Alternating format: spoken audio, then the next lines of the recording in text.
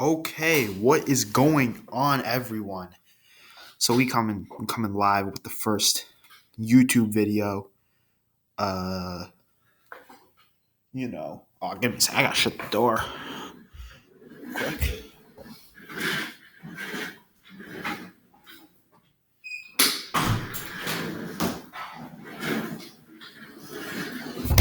Okay, yeah. So basically, I'm gonna be breaking down my whole NBA 2021 playoff bracket.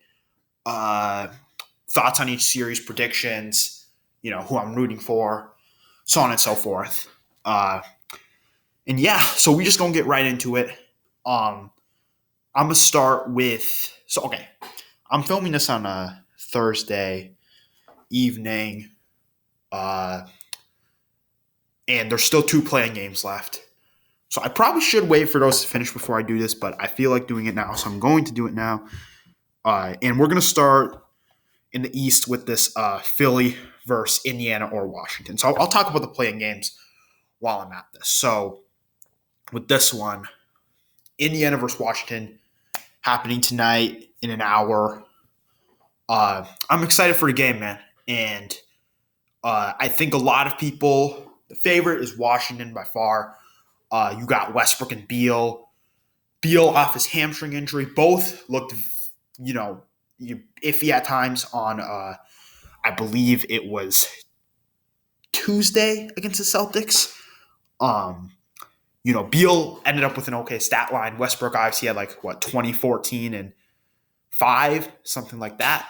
But you watch the game and they clearly seemed off. Westbrook was, off backboard, mid-range shots.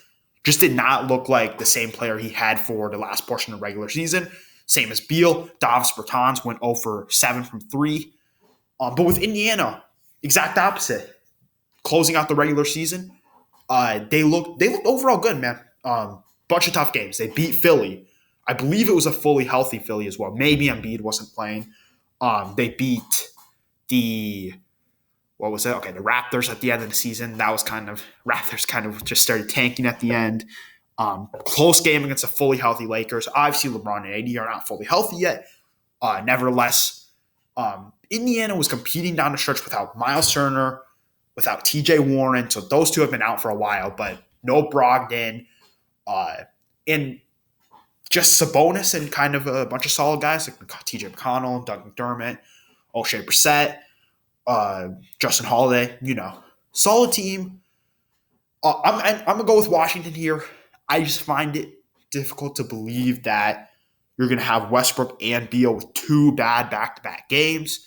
Part of me, I'm a big Westbrook guy, but I see a guy who, tries so hard to win every night. He's going to do everything possible to keep his team in the game. And these two teams, they matched up a couple weeks ago with Westbrook hitting the 2-game winning free throws and then blocking LeVert on the other end for a win. It's going to be interesting. No LeVert really sucks for the Pacers. And if he was here, this would be a very tough decision. He had, he's in health and safety protocols. It's still up in the air very much, but I'm going to roll with the team that, in my opinion, has the two best players here. But shout out Indiana. Disposed Charlotte on Tuesday in a game nobody expected them to win. I picked them. Don't got no proof, but I did it. McDermott looked amazing. Brissett looked amazing. Sabonis did not shoot like he usually does, but he still went out there, rebounded, passed the ball very effectively. That being said, I'm gonna go ahead and take Washington here. I can't do it on the screen, but whatever. Okay. Then I'm gonna talk about this Memphis Golden State matchup. So last night, obviously, we had arguably the best game of the NBA season with it's a playing game, but NBA season. Warriors, Lakers, Curry, LeBron, Wednesday night on ESPN. And it was a fun one, man. Curry went out there, did his thing, dropped 37. And really, what's crazy, man, he gives you that 37 and I think he had 2 points in the first quarter.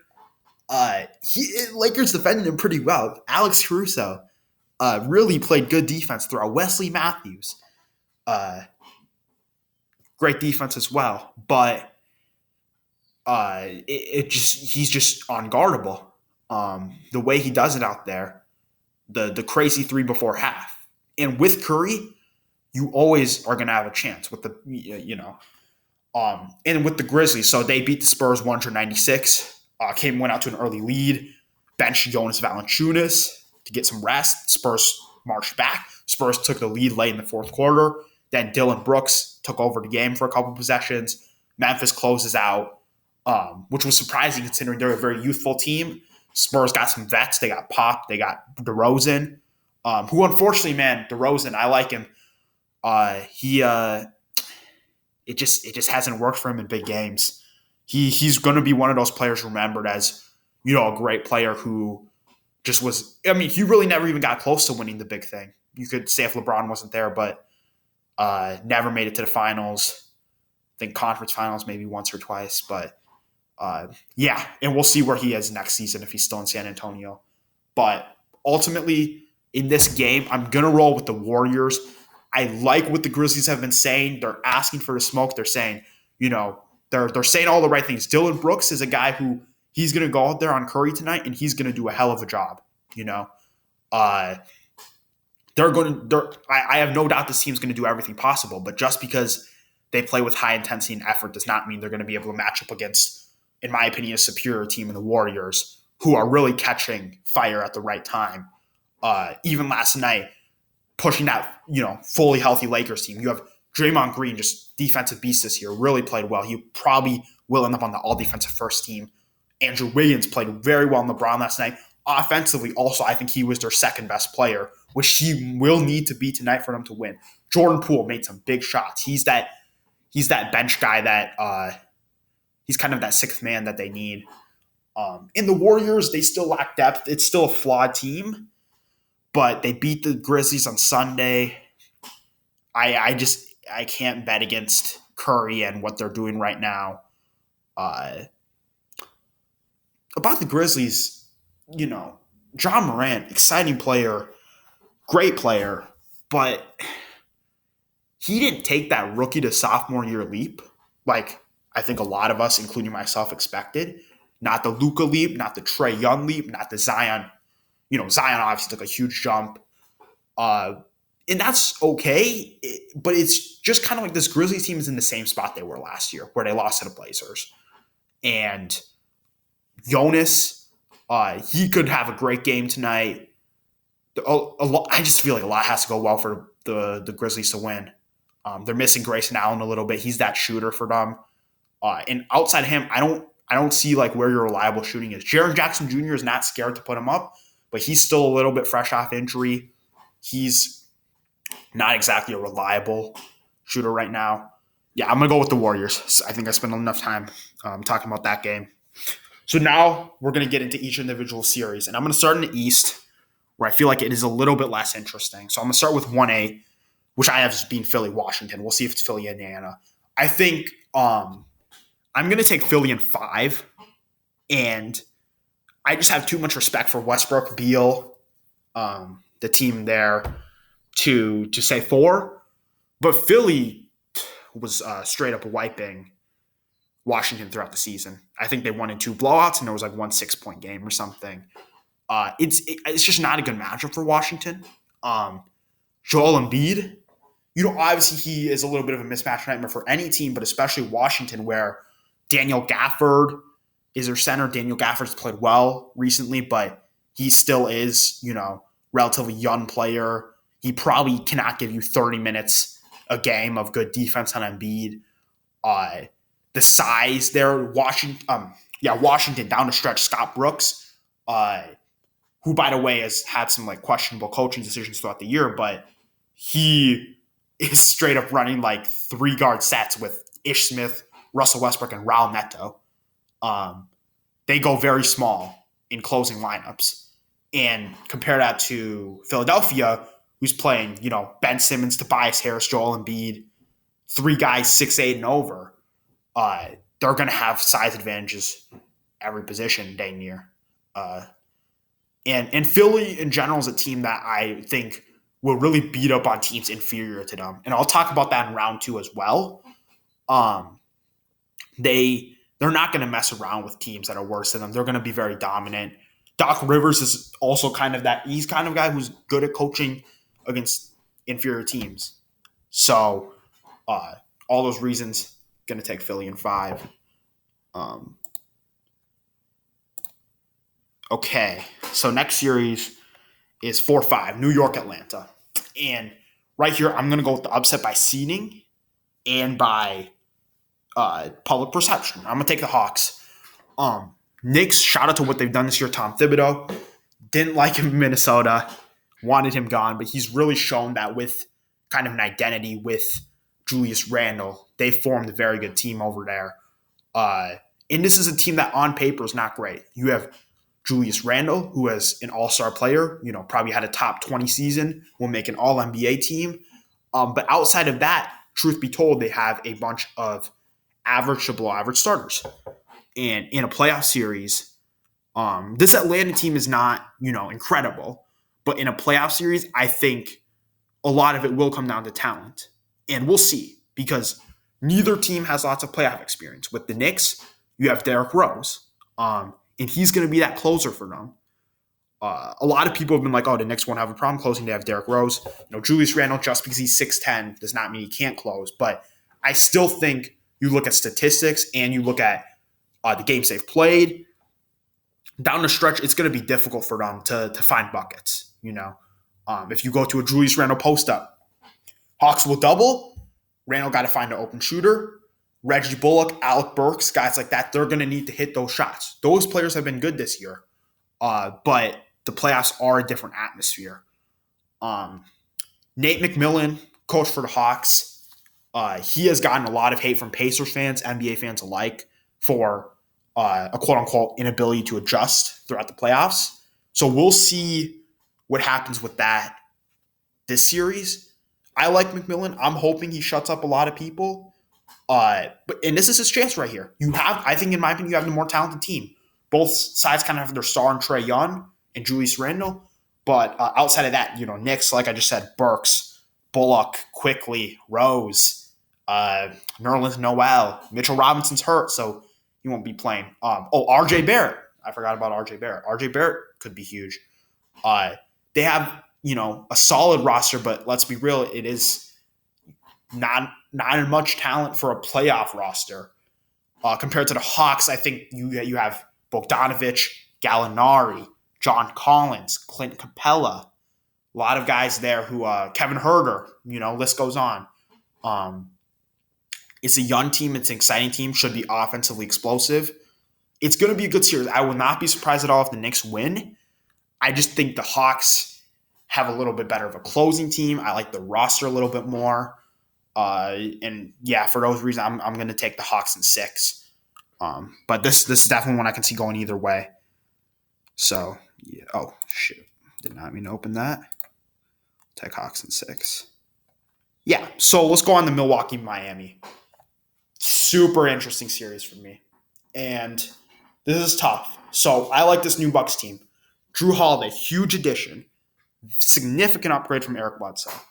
And this is a rematch from last year in the bubble. Both teams, one of these teams being a first-round exit is crazy. But it's going to happen. So we'll kind of start with the Heat, man. You don't ever want to bet against Jimmy Butler and Eric Spoelstra. Spoelstra, arguably the best coach in the NBA right now, has a great roster there. Jimmy Butler, their leader, maybe not the most skilled player in the world, but his work ethic, his leadership, his defense, all plays a huge part in the playoffs. This is a team built for the playoffs. Bam Adebayo at center, great defender. He's rounded out his offensive game this year. Is he a superstar yet? Probably not. But does he need to be for them to win the series?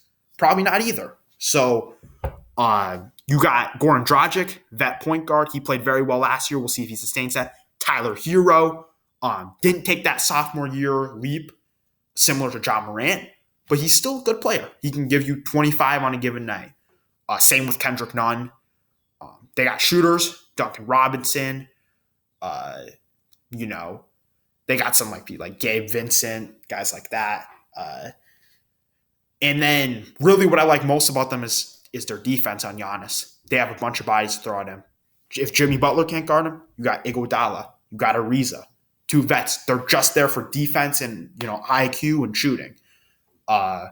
So I like this roster, and I think they are the worst matchup possible for Milwaukee.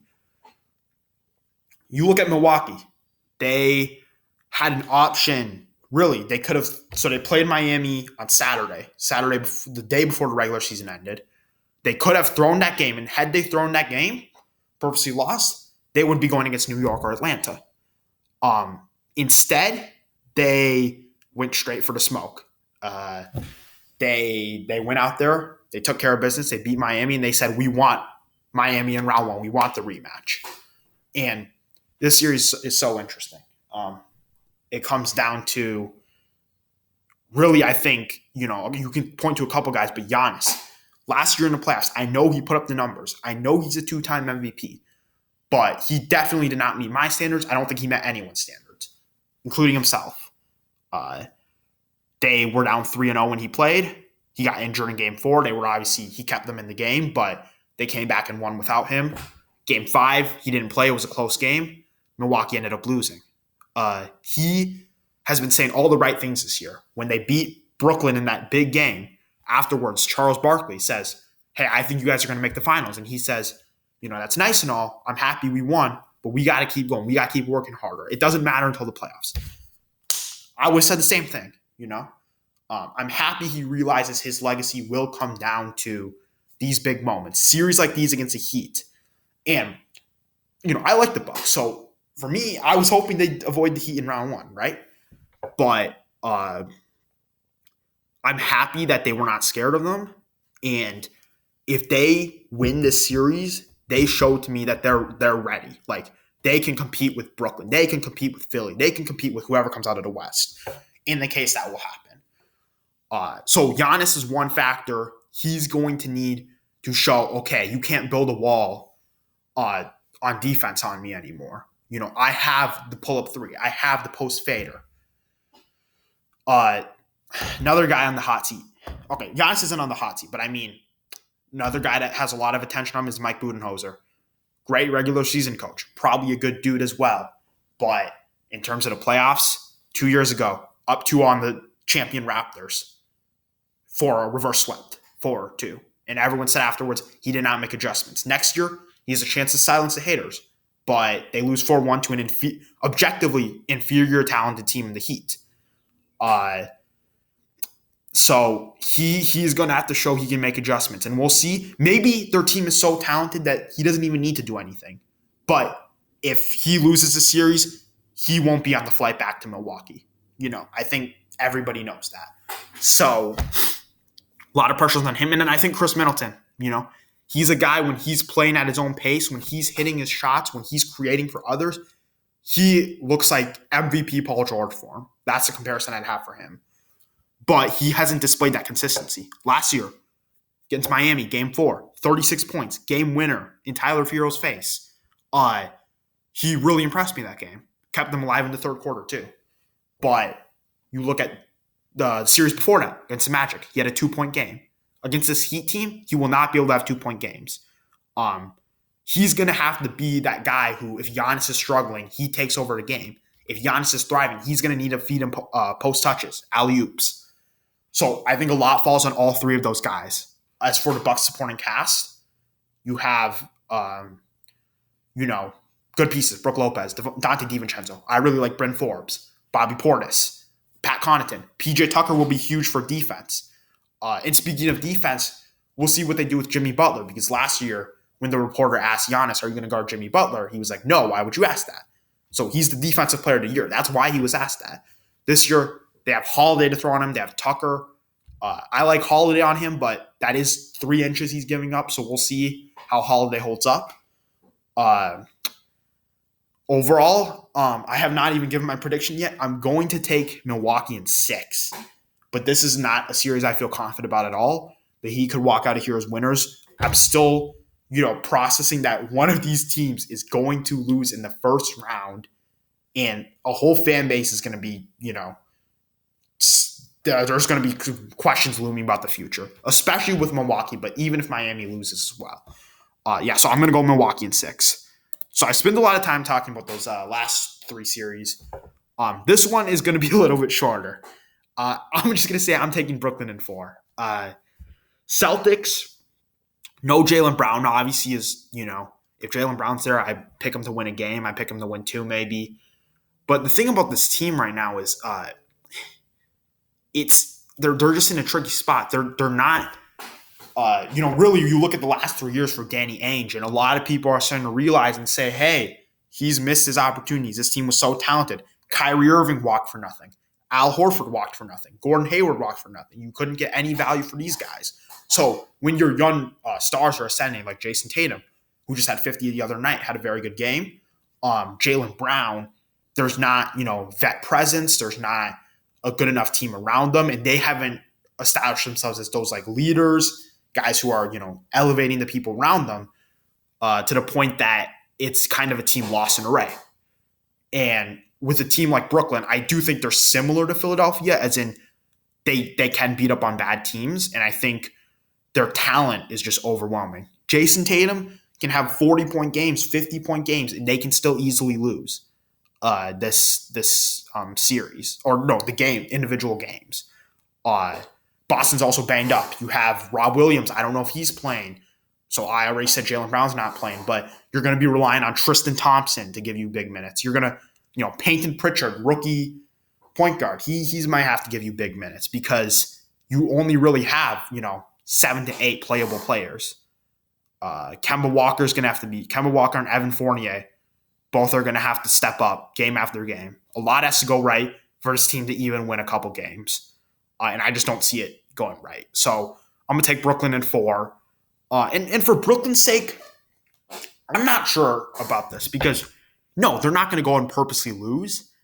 I don't know if it's better for them to have more rest going into Milwaukee or Miami, or I don't know if they need more reps and more experience playing with each other. Either way, though, yeah, I'm gonna go ahead and take Brooklyn in 4. Okay, so now we're going to go to the West first round. Very interesting here. So for starters, I picked Golden State to win. So we have Jazz Golden State. And I'm going to take the Jazz in 5. I think the Jazz have, they've obviously played like best team in the league this year. We need to see with Donovan Mitchell and Mike Conley. Mike Conley's played 1 game since his injury. Donovan Mitchell has played 0.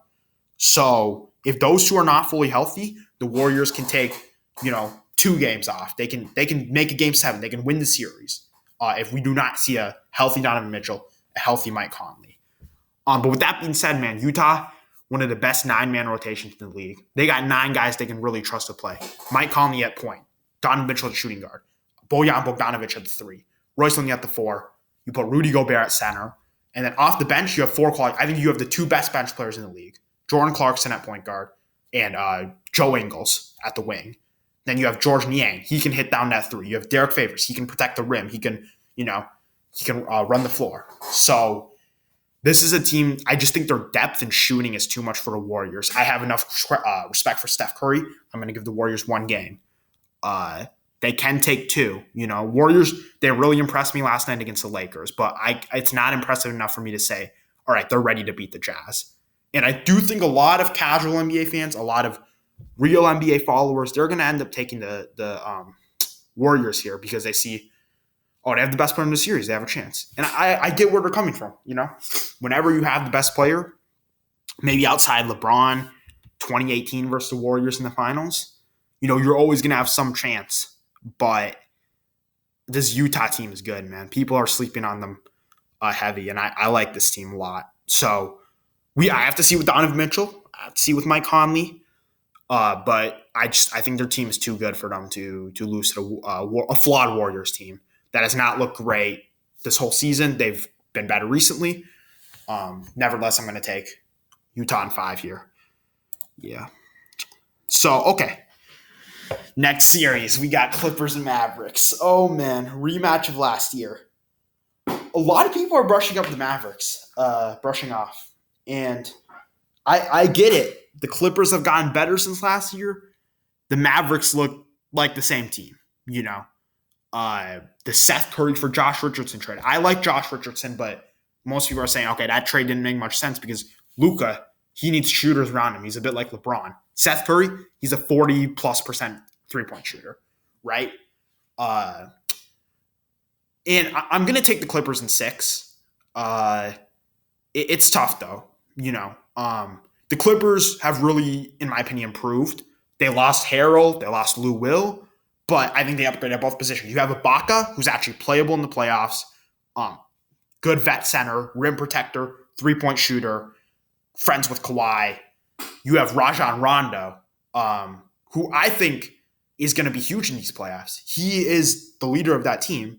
He's a guy with high IQ, great passing. He'll make a momentum reversing three. He is that dude. They got a coaching change. I don't feel great about Ty Lue, but they needed a change for sure. And then you have, Nick Batum. You have Terrence Mann, Luke Kennard, shooters, Marcus Morris. He's going to get under Luka's skin. I don't know what will happen there. And for Dallas, I like this team. I think if Dallas was playing Denver, oh man, that'd be a really good series. Not saying the one we have right now isn't good, but Dallas could win that series. And Dallas can win this series too. Luka Doncic can be the best player in the series. He can average 35, 10, 10, right? Porzingis is the X factor. He has not been healthy all year. He's never looked the same since that ACL injury. But last year, when he was playing, they're up in game 1. They ended up winning game 2. He's injured for game 4. Luka does his magic. They win. The bench, Jalen Brunson is one of the top candidates for Sixth Man of the Year. He won't win it, but he's had that type of campaign. Tim Hardaway Jr. can catch fire at any moment. Maxi Kleba, I like him. He's a good shooter. Willie Cauley-Stein kind of revived his career there. Rick Carlisle is the better coach in the series. So I'd like to think Dallas can win with, best player in the series, possibly Luka, because Kawhi, he's kind of been chilling this year, but Kawhi is still Kawhi. But I don't know if I can say their team is good enough to compete with this experienced Clippers team. And the Clippers, they feel locked in this year. Feels like this year might be their year. Dallas just been shaky a little bit all year. They have to come out strong. I think if Dallas takes somehow a 2-0 lead on the road, or even 2-1, then the Clippers' mental might start falling. Or maybe the Clippers, with Rajon Rondo, with Kawhi Leonard and Paul George getting their stuff together, they say, okay, we're not letting this happen. And they go, whatever, crazy mode, right? But Clippers team just too talented. So, yeah, I'll take them at 6. Okay, and now we get Denver, Portland. So, recently a lot of people have been saying Denver's the favorite to win the West if they had Jamal Murray.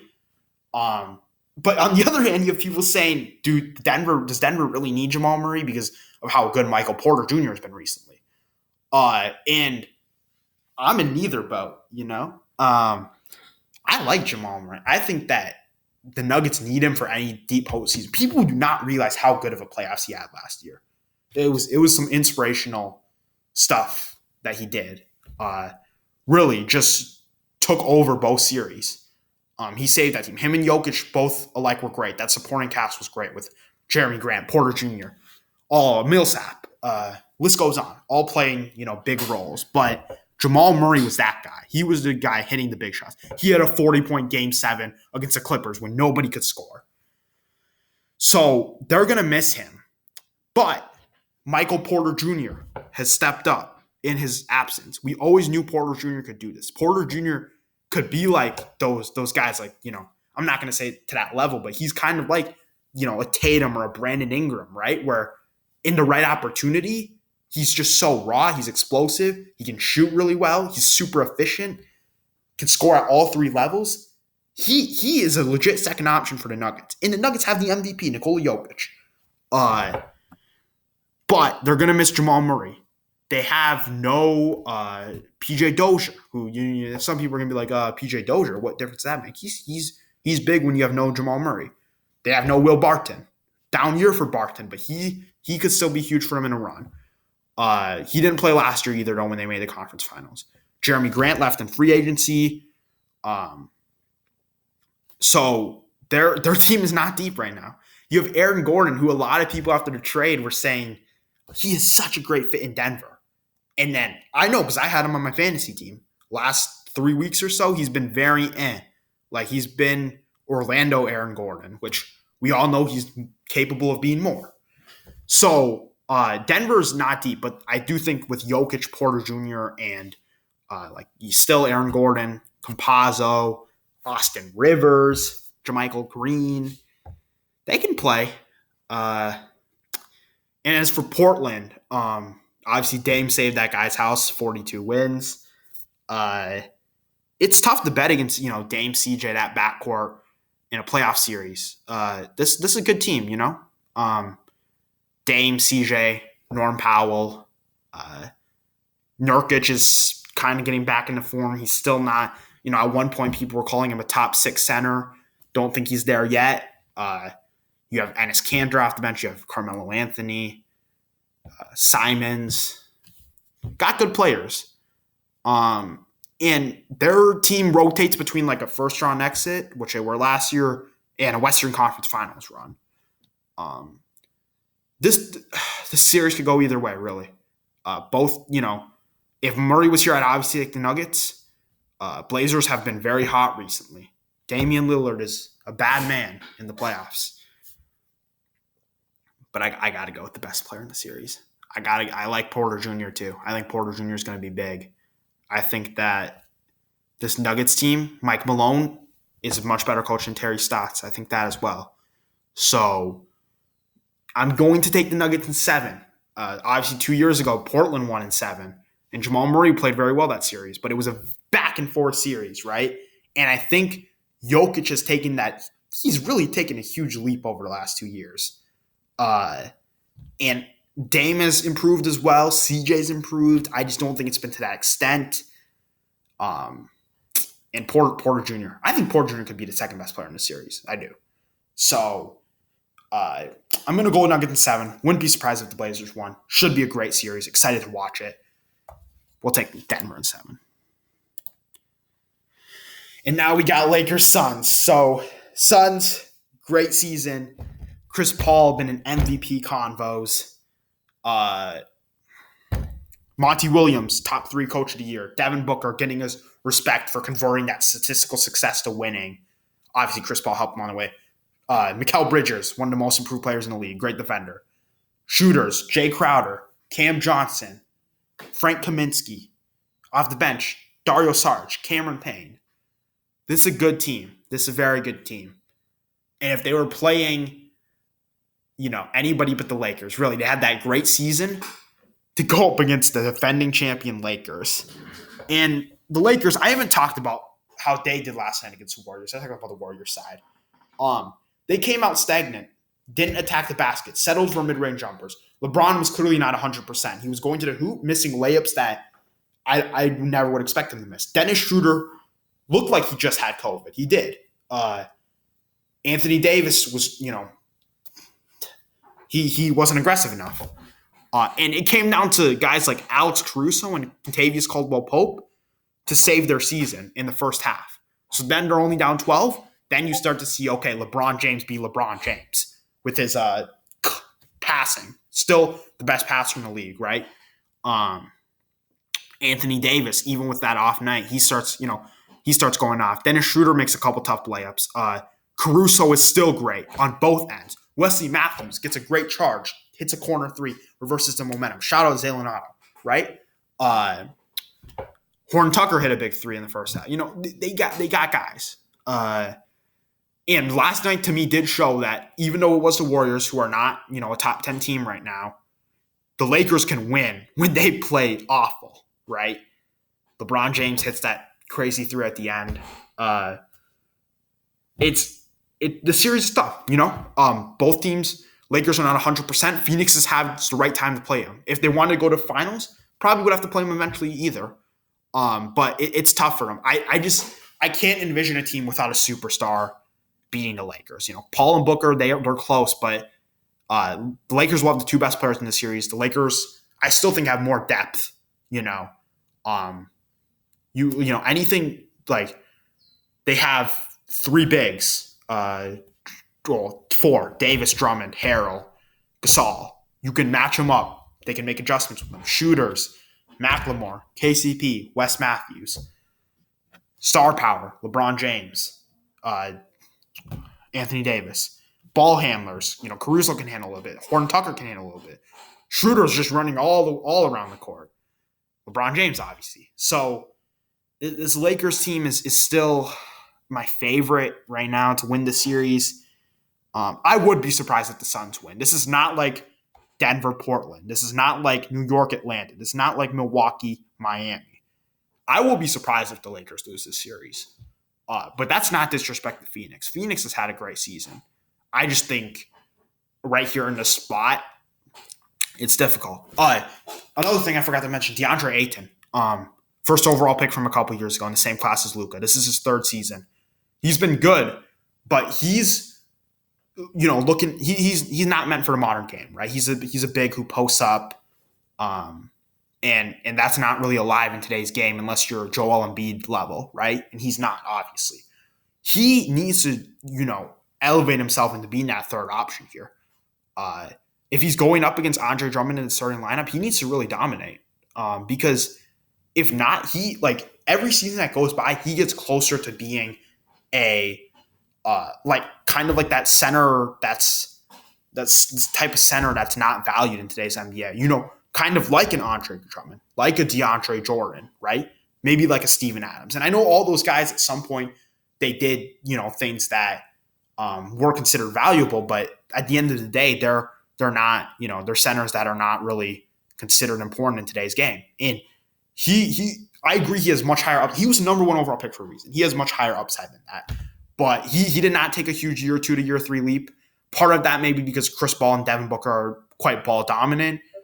He didn't really get his post touches, but at the same time, I just I want to see him ball in the series for them to have a chance. So I'll go Lakers in 6. Yep, that's my final prediction. Oh man, why do I keep hitting that?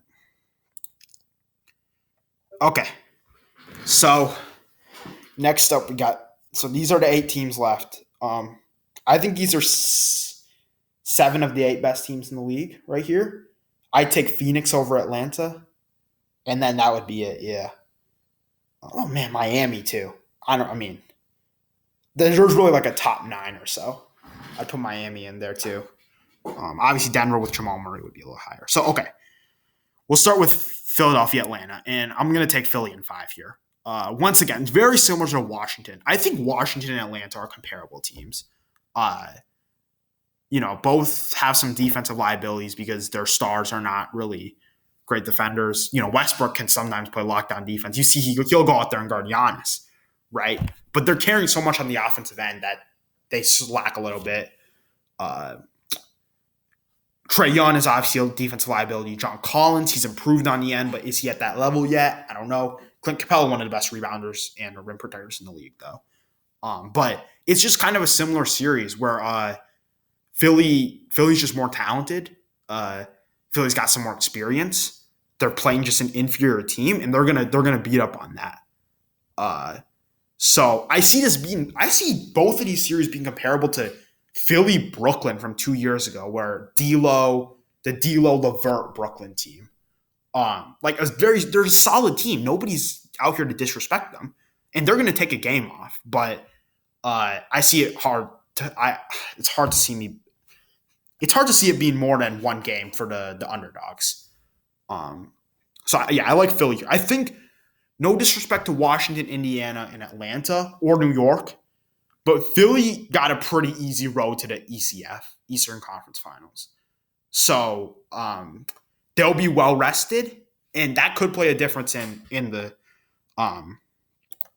championship game. So I'm taking Philly in 5. Yep. And this right here, Milwaukee, Brooklyn. So my prediction is the winner of the series will make the finals. Not disrespect to Philly. I just think these are the 2 best teams in the East. And this is tough right here. Could go either way. Brooklyn, such a talented team. you could make a case. This is the 3 of the top 5 scorers in the league, right? James Harden has translated his game. I think in Houston, I was one of those people that said he's a system type player.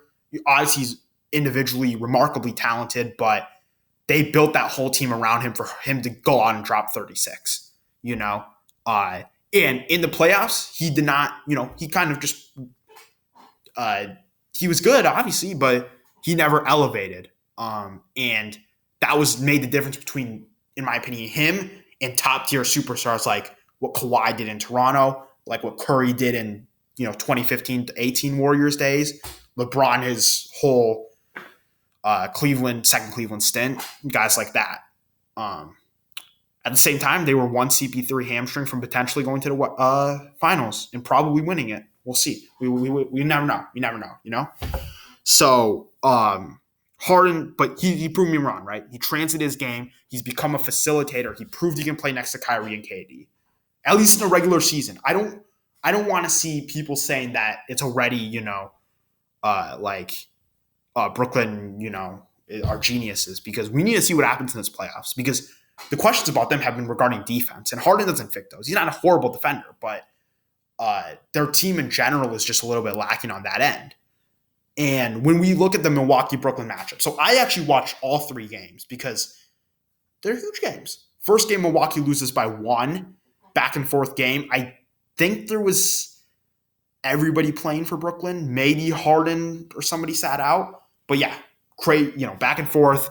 Milwaukee showed me they can hang. Then the next 2 games, no Harden, but the concerns about Brooklyn amplified, right? Giannis goes out there and dominates. 49 points the first game. Had a great game the second game. In the first game, Drew Holiday plays incredible defense on Kyrie Irving. Kevin Durant gets blocked by Giannis at the end. He had a good game, though, right? So it showed, KD had a good game and they lost, like a really good game. I think he had like 40. They lost. The team around them was just not great. Blake Griffin, I respect him a lot for how he adapted his game. It takes a lot for a star. I don't think he was ever a superstar, but a star like him to hold back his ego and say, okay, I'm not this high flyer anymore. My body's taking a hit. I can't dunk from the free throw line. Okay, he never could, but I can't dunk from the free throw line anymore, right? He had to take a step back and say, hey, let me translate my game. In Detroit, he did that, right? He became an elite 3-point shooter. He became a good free throw, a good facilitator. But as of right now, we'll see what happens in the playoffs, but he looks washed. He cannot consistently hit open threes. He's a liability on the defensive end. Things like that. Nets got Joe Harris, great 3-point shooter. Nets have the talent, man. So it's how does Steve Nash put it together to coach them to a win against Budenhozer, another guy who's questions about that. Like these 2 guys this could come down to the coaches, right? Milwaukee, last couple series, right? Games against Brooklyn. Middleton and Giannis both had good games, both games. Obviously, Giannis above Giannis, the first option. Middleton, second scoring option. Holiday was good. Lopez, DiVincenzo, everyone chipped in. That they really showed they could hang with Brooklyn. But the problem for them has never been the regular season.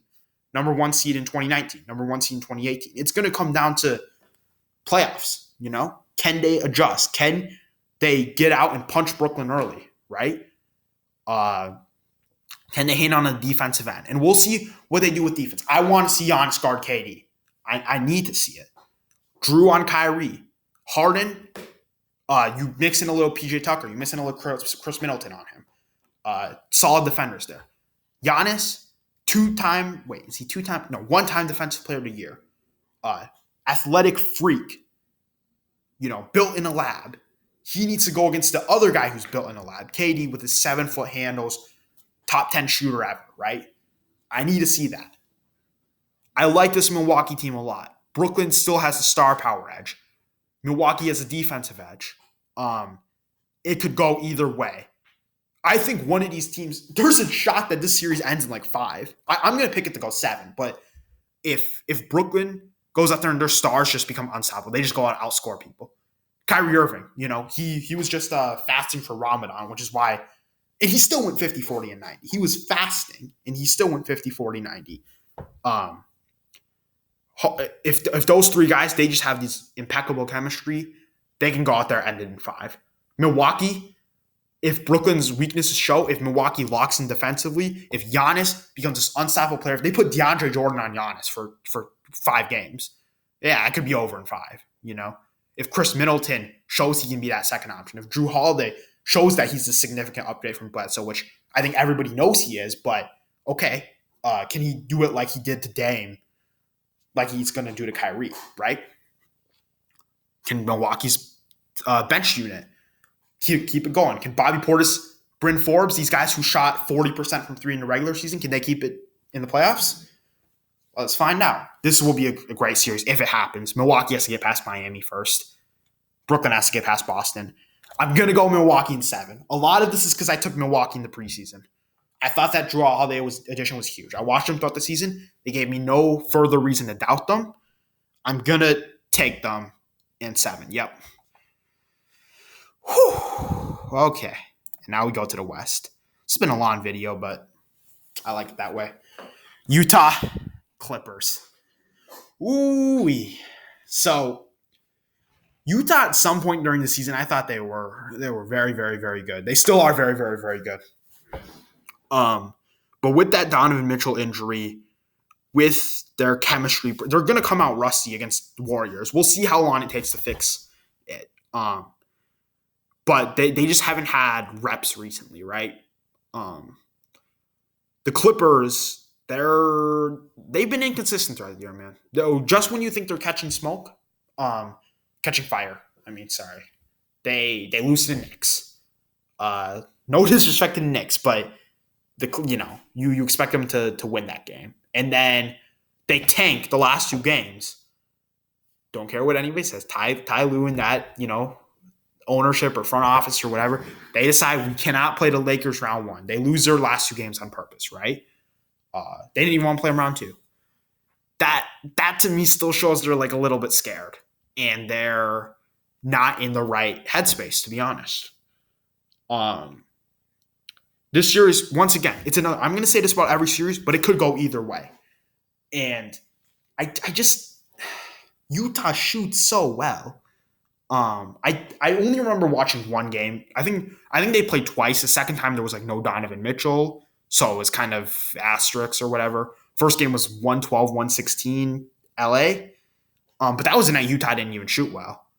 But can they shoot well in this playoff? Everything changes in the playoffs.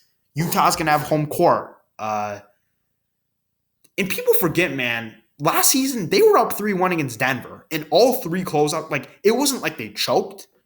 It was all 3 closeout games were they had a shot. If Mike Conley, the end of the game, 80-78, game 7, if it doesn't rim out, they're in the second round. They might have beat the Clippers. We don't know. I said earlier, I think people are sleeping on Utah. I'm gonna go Utah in 7. And it's tough. I think, honestly, the person making me most scared of this prediction is Rajon Rondo. As crazy as it sounds, I really think he has that big of a factor.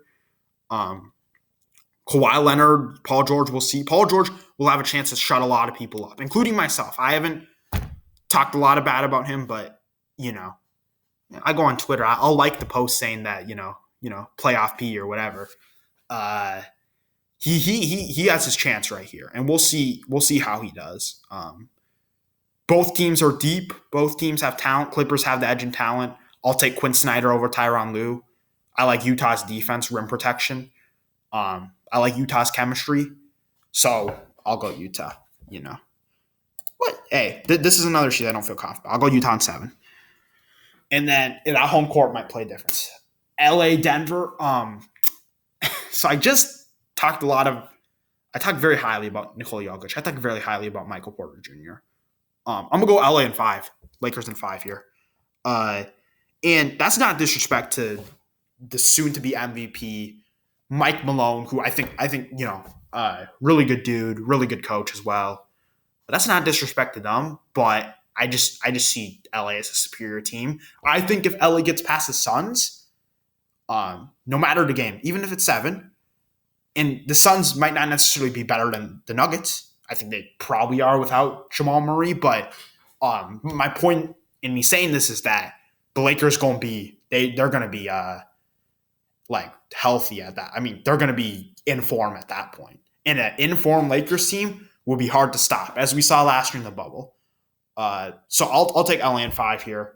Not a ton to say about this one. I'm excited to see AD versus Jokic again. I think after last year's bubble, a lot of people were like, okay, AD's obviously better than Jokic, but Jokic really impressed people. And then Jokic has MVP campaign. AD had a seriously down season, although injuries. Jokic kind of took that back, but these might be the 2 best bigs in the league.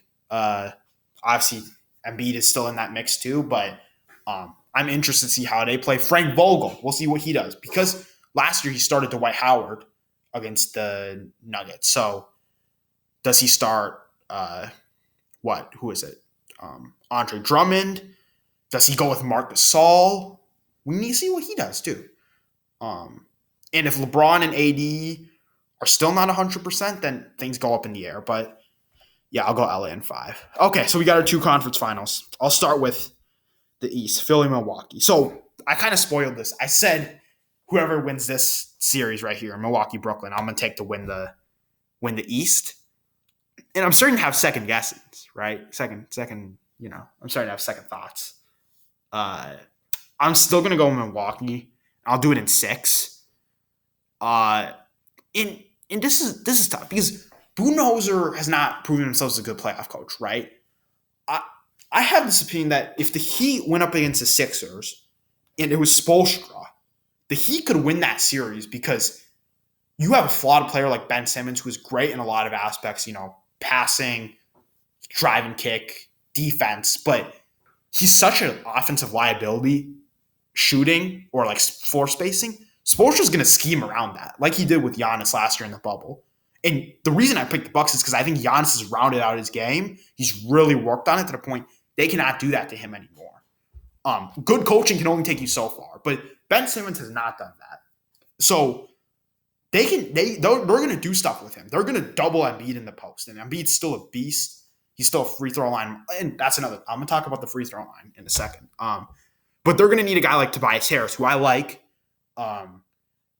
But Tobias Harris and Middleton might be, somewhat comparable. I think in a playoff series like this, Drew Holiday becomes harder to take out than Ben Simmons. This is interesting, man. Both sides got their superstar, Giannis, Embiid. Both guys have not proven much in the playoffs. They're both, really striving to be called the best player in the world. They're still working towards it. Both have looked so dominant for stretches. MVP candidates, defensive player of the year candidates. I just think Giannis has more postseason, a little more postseason experience. I think he's a little bit better of a player still. I was going to talk about the free throw line. Embiid farms the free throw line. He gets fouled, and he, he does have a little bit of that flopping, right? But he flailing, flopping, whatever. But he also does draw a lot of contact. And this is what I said about James Harden in Houston. When it gets to the playoffs, refs hold the whistle a little bit more. They're not going to give him those calls late, which is why it's going to be difficult for him to close series out. And they're going to need – and Ben Simmons, he can't shoot. So – or he's at least scared to or whatever. So he can't close either. So they're going to need a guy like Tobias Harris. I like Tobias Harris. Can he close on the biggest stage against the Milwaukee Bucks? We'll have to find out. For Bucks, I like the roster a little more. Brook Lopez can take Embiid outside of because Brook Lopez spaced the floor, right? He takes Embiid outside of the paint, leaves the paint open for the 3 stars in Milwaukee. Dante DiVincenzo is also a driver, so him too. Overall, I just think Milwaukee got a little more depth. The stars are comparable, right? Drew and Ben Simmons, comparable. Middleton and Harris, comparable. Embiid, Giannis, comparable. Coaching, probably most people take Doc Rivers, but both of these guys are good regular season coaches who have been a little bit embarrassed in the playoffs. And I like Milwaukee's depth a little more, and I do like their star power a little bit more. I think that you can't take any of their stars out of the series. You can make Ben Simmons really uncomfortable. Tobias Harris has shown some playoff struggles. Embiid last season, I know he averaged 30 against the Celtics, but Somebody on a podcast said this. I think it was like Pierre from Through the Wire. He was like, it was a lazy 30. And I agree. Like, he was selling for a lot of mid-range jumpers. He shot like 40%. He was turning the ball over at the end of the games. Now, he's been a different animal this year. So we'll see if he's still doing that. But I'm going to go Milwaukee in 6. Home court is huge for Philadelphia too, though. Philadelphia, they are a really good home team. I still am cool with Milwaukee at the 3 seed, because that to me shows they don't care about the regular season, which is good. But home court advantage for Philly is huge. Their fan base is gonna show out. I think I've talked about it a lot. I'll go Milwaukee in 6. And then on the other side, I'm gonna go to Lakers in 6 as well. This is my preseason prediction. I gotta stick with it. But also, I'm just saying, the more time the Lakers get playing together, the more healthy LeBron and AD and Schroeder get, the harder the team becomes to beat. In Utah, such a great shooting team. Great chemistry, great coach. Really like their players, right? I think they have 5 or 6 guys shooting above 40, and they have like 5 guys scoring 15 or more. This is 2004 Pistons. Everyone compares them to the 2016, 2015 Hawks. I think it was 2015. 2015 Hawks, the 60-win team that got swept by LeBron. This to me feels more like a Pistons 2004 vibe. It's a bunch of really good players, and I want to see them prove people wrong, but I'm going to go with what I think is going to happen. That's the Lakers winning the series, because at the end of the day, I still think you need superstars to make deep, deep runs in the playoffs. Donovan Mitchell's almost there. I like Mitchell, but he is also off injury, and we'll see how he does here. Although, I mean, if they get this far, he's obviously playing healthy, right? I think LeBron, the Lakers, they drop game 1.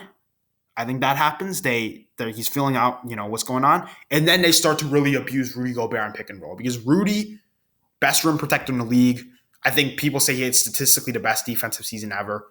He's a beast, right? But if you can bring him out to the perimeter, I really like them starting Marc Gasol. Put Marc Gasol in the corner. Although he's more like a top of the key shooter. But you put him in the corner. Once again, same thing with Milwaukee, Philly. Drag Rudy Gobert out in the paint. You can do some pick and roll stuff. Get Schroeder on Gobert. Get LeBron on Gobert. They can really abuse that. That's what the Nuggets did last season with Jamal and Jokic. Both of these, I think these might be the two of the top 5 deepest teams in the league. Ton of deep teams here, but as you can see, I'm valuing depth a lot. I like Utah. I like LA. I like Milwaukee. I like Philly. All 4 are deep teams, right? So I'm gonna take the Lakers in 6. I just think the star power is too much. I think LeBron's very motivated this year. Focused up. I'll take that. And then the finals right here. LeBron versus Giannis for the throne. I think Milwaukee's 1 year away. I do. I think maybe and here's the tricky part. Their roster's not getting any better, right? Giannis, Middleton, Holiday, all locked up on max deals. None of them are super old, but they're age goes by quick. PJ Tucker's getting older. I don't see how they're going to improve their bench. Their first round picks are in New Orleans, right?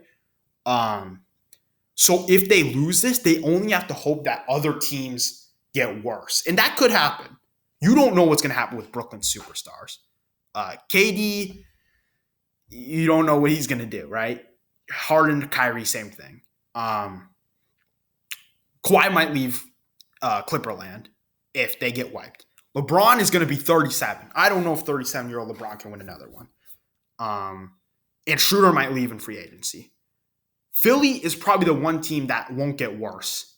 But I don't know if Embiid and Simmons, their core right now, I don't know if it's good enough to win a championship. Similar to, I don't know with this Bucks team. This is just a prediction. But yeah, I just said they're 1 year away. I think LA takes it in 6. I think they win on their home court this time. Yeah. But this should be another good series. So yeah, I'm gonna take LA in 6. I'm not gonna give too much analysis here. I think I'll probably post another video once. I'm gonna post a lot of recaps. I'm gonna be on that work once school is done, because it's all just for fun, man. So this is my final prediction, man. I got LA and Milwaukee in the finals. LA in 6 winning. But I'm so excited to watch these games. So much could happen. So much unpredictability. It's going to be a lot of fun. But hey, if you watch, I don't think many people watch this far. But if you did watch this far, thank you for watching. I really do appreciate it. 1 second. Okay, yeah. Thanks for watching. Hit the like button, hit the subscribe button, and peace.